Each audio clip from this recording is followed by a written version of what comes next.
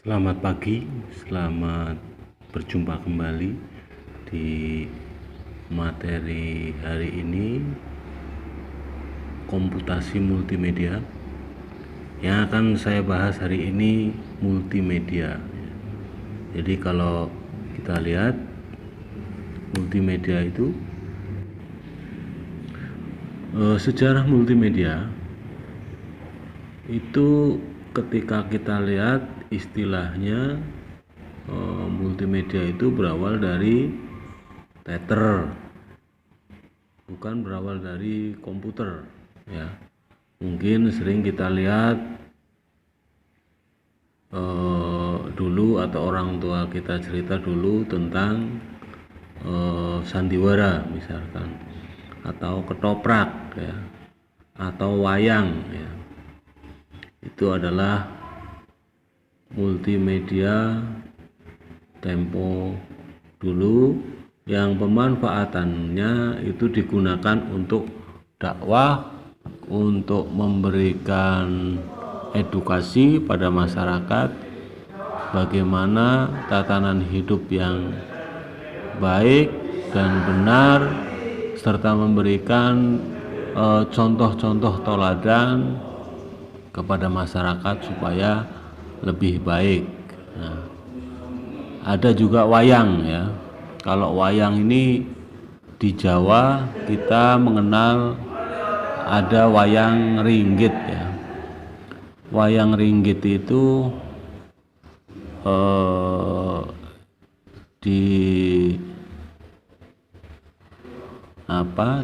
pertama dipagelarkan itu di Jawa Tengah ya. Dan kenapa kok dikatakan wayang ringgit? Karena itu menurut bahasa Jawa itu Sunan Giri yang menganggit ya, jadi ide Sunan Giri, dan dimanfaatkan juga untuk dakwah di situ. Dan sering kita kenal kalau pagelaran wayang itu dulu ada kisah atau judul Jimat Kalimasada ya. Itu sengaja diperkenalkan masyarakat untuk mengenal syahadat, karena pada saat itu yang menyebarluaskan dan mengembangkan itu Sunan Giri. Nah, di sana ada cirinya, yaitu ada Ponakawan ya. Cirinya Ponakawan yaitu Semar, Gareng, Petruk, Bagong ya. Sistem multimedia itu dimulai pada akhir 1980-an ya, dengan diperkenalkan HyperCard oleh Apple pada tahun 1987 dan pengumuman oleh IBM pada tahun 1989 mengenai perangkat lunak audiovisual connection atau AVC dan video adapter card ya. Ini contoh produknya, gambarnya sudah saya munculkan. Nah, setelah itu berkembang di tahun 1994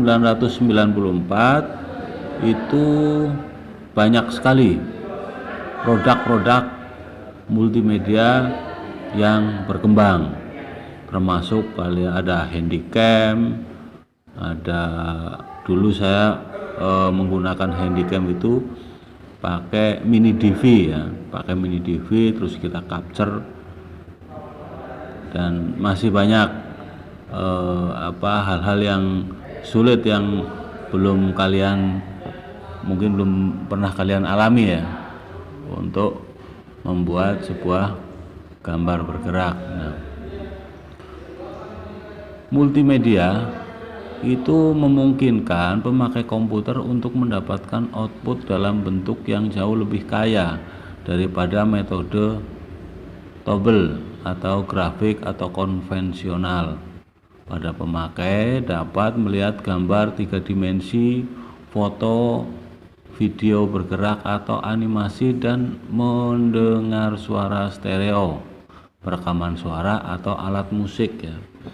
Kalau kita lihat di zaman konvensional itu kita belum bisa memvisualkan bagaimana burung bisa berbicara, burung bisa menari dan sebagainya, karena yang ditampilkan hanya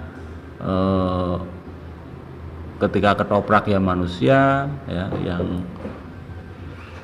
jadi pemerannya, terus ketika wayang juga hanya kulit ya, jadi belum bisa memungkinkan. Tetapi dengan multimedia yang menggunakan komputer, maka manusia akan lebih mungkin untuk mengimajinasikan dan mengimplementasikan apa yang ada di pikirannya dituangkan ke dalam sebuah karya. Seperti yang kita lihat, sering melihat animasi ya, kartun, bagaimana burung bisa terbang, burung bisa menyanyi, burung bisa menari dan sebagainya. Nah, ini pengertian multimedia. Jadi kalau kita pahami multi itu ya banyak, lebih dari satu ya. Nah, media itu sarana berkomunikasi untuk melewatkan informasi. Nah, satu sistem yang terdiri dari perangkat keras, perangkat lunak, dan alat-alat lain seperti televisi, monitor, video, dan sistem piringan optik atau sistem stereo yang dimaksudkan untuk menghasilkan penyiaran audio visual yang utuh. Jadi kalau dulu kita masih banyak penikmat TV ya, tapi sekarang TV sudah hampir kalah dengan teknologi YouTube ya. Coba kita buktikan aja, kita menyalakan TV, terus ada HP tergeletak di sampingnya, pasti anak-anak itu akan memegang HP. Kenapa kok demikian? Karena teknologi multimedia sekarang sudah maju. Kalau TV hanya mengandalkan apa yang disiarkan oleh studio saja, tidak interaktif. Tapi kalau YouTube interaktif, kita mau pilih video apa, di sana akan ada gitu. Nah, berikutnya beberapa pakar yang mengartikan tentang multimedia. Ada yang berpendapat bahwa multimedia itu secara umum merupakan kombinasi 3 elemen, yaitu suara, gambar, dan teks ya. Itu menurut MC Cormick tahun 1996. Ada juga yang pendapat bahwa multimedia adalah kombinasi dari paling tidak 2 media input atau output dari data. Ada juga yang berpendapat media ini dapat ada suara, musik, animasi, video, teks, grafik, dan gambar ya. Itu menurut Turban dan kawan-kawan di tahun 2002. Nah, multimedia itu merupakan alat yang dapat menciptakan prestasi yang dinamis dan interaktif, yang mengkombinasikan teks, grafik, animasi, audio, dan gambar serta video ya. Mohon maaf, jadi multimedia itu merupakan alat yang dapat menciptakan presentasi ya, bukan prestasi tapi presentasi yang dinamis dan interaktif, yang mengkombinasikan antara teks, grafik, suara, animasi, gambar, audio, dan sebagainya. Seperti ini, jadi memvisualkan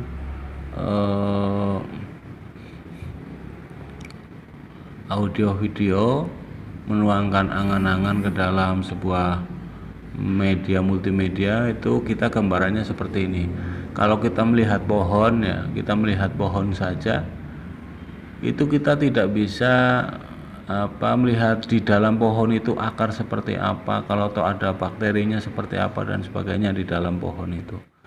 Akan tetapi kalau kita menggunakan multimedia modern, mungkin pohon itu bisa dibelah, terus difoto atau di video, atau di close up, atau kita melihat mikroskop, menggunakan mikroskopnya difoto, maka apa yang ada di dalam pohon itu tersampaikan oleh si penonton ya. Informasi itu akan lebih tersampaikan secara detail ke penonton, seperti itu.